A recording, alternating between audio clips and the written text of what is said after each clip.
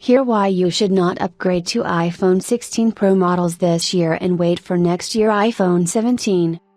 Apple announced the iPhone 16 lineup last month with a handful of novelties, but if you are upgrading from the iPhone 14 Pro or iPhone 15 Pro, we would advise you to keep a hold of your money for a bit longer.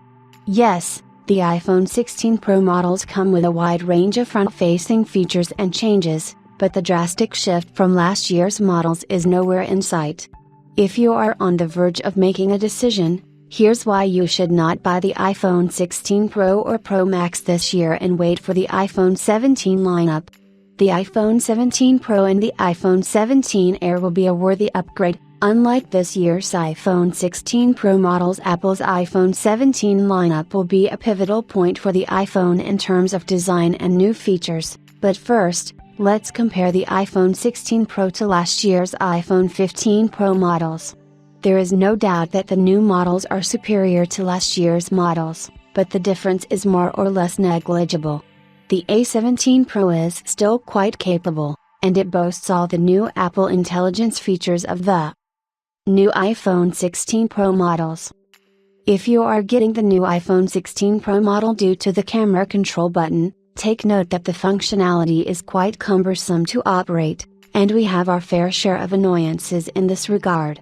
For instance, the company has placed all camera controls in the new capacitive button, but the layout is somewhat confusing and cluttered. The tiny interface you get below the camera control button is there to help you, but you are better off with the camera controls and a bigger interface. The option to change the filters from the camera controls is not only confusing but requires a two-handed operation. I believe the camera button could have been a bit higher. Speaking of camera control, the camera quality on the iPhone 16 Pro is very similar to that of the last generation's iPhone, and you can check that out in our review roundup post. Yes, we would have to give it to Apple to include 4K video at 120 FPS, but is it really something that you would consider upgrading to from the iPhone 15 Pro?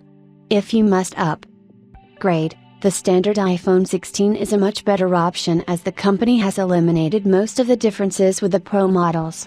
You will also save a couple of $100s while you are at it.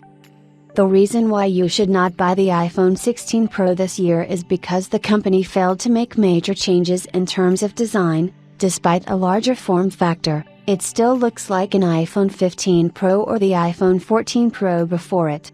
The iPhone 17 Pro, on the flip side, is reported to come with some pretty significant upgrades not only in the camera department but also in the hardware department.